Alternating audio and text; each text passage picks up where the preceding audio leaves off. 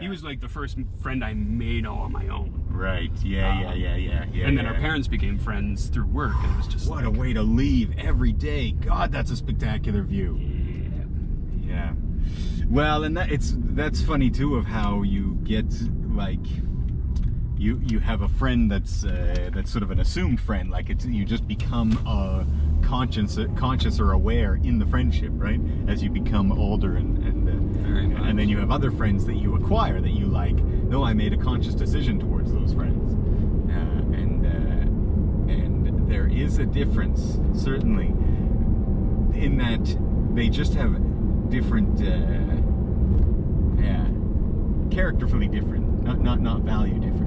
And character, because Peter knew how to draw, and Peter tried to teach me how to draw when we were like in grade 2. That's another one of my very early memories. Well, that's how you leave the barbarian woods lifestyle and come into the ivory temple of the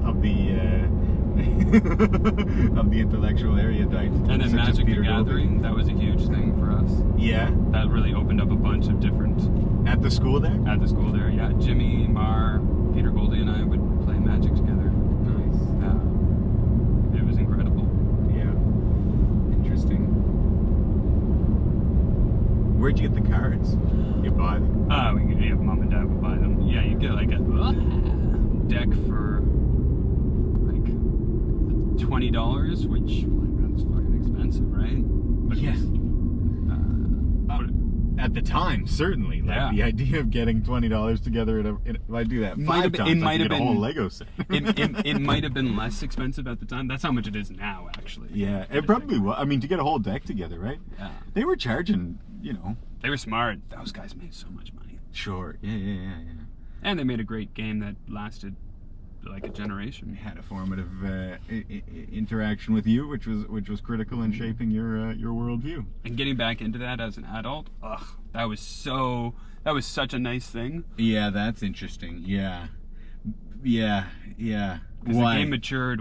The game matured a lot. Yeah. As had I at that point. Yeah. Also, your relative ability to interact with it. These things that used to be so precious and unattainable now, just through your work hour, you could spend this money to get new ones. It becomes a very different relationship with it. Their preciousness becomes very different. Mm-hmm. Yeah, it's true. There's so many of them I haven't looked at again, but I like.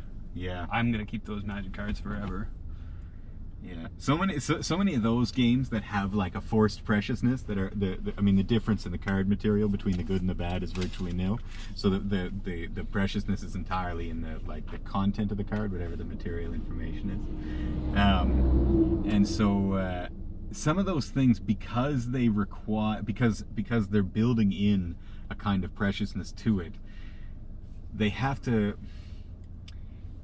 Like they're doing that by rarity and by relative power of the card, which means that it has to have this same common value to everybody, but we all have different values to $1 based on our own economic experience, and so those things which become so consistent end up having such different experiences with them, just as you've seen in your own life of being, without of having this drip of small portions coming through the graciousness of the loving care of your parents or whatever, to where you are then agent and you have to value judge on your own of how much time you're willing to give to these other people though to pay you your job versus what the value of those cards are. And it's an interesting mind trip. Two experiences with value. There's entire websites out there with speculations on the costs and values of these cards that people pay more attention, or people pay attention to the same way others would like the stock market, and whose entire experience with money is through Magic cards. Right. Like that's how they make their money, but they don't work for Magic the Gathering. They don't design cards. Yeah, they're barely playing. Yeah, they're stock speculators. Yeah. Yeah. That's I mean, that's what art is. Anything of value. That's anything of value where people are not using it for its inherent utility function, even though art, the utility function is aesthetic. But then they're just exercising. They're just using that object preciousness as just to hold its own position so they can use it in a different kind of value market. And now it has nothing to do with the actual character or value. It just has to do with this relative difference of perceived value of people. So it disconnects it, right? I mean, they don't put another $100 million worth of value into the Van Goghs every time they run those auctions. Reliant with gold frame. exactly. And same with the stock prices of the Beanie Babies or the Magic cards, right? Is that they're not Beanie Babies. That's a great example. Yeah. Yeah. Perceived value. Yeah.